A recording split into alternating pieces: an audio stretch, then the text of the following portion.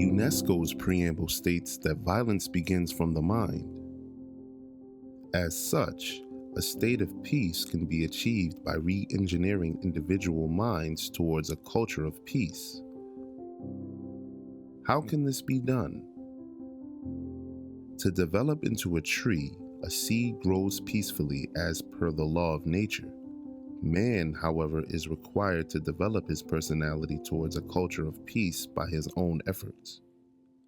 For this, he needs to discover himself and develop his personality using peaceful principles of life, like high thinking, introspection, art of conversion, ego management, and others which cumulatively can be called a culture of peace. The Culture of Peace program, which has been developed as both offline and online versions, strives to re-engineer the minds of participants towards a culture of peace. The package comprises of manuals that explain the principles, videos for retention, and social media tools to reinforce the concepts and apply them in life. As a result, a threefold process is initiated in the participants.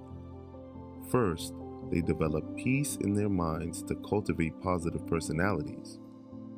Second, they are able to succeed using unilateral principles of life. And third, they become giving members of society and contributors to nation building.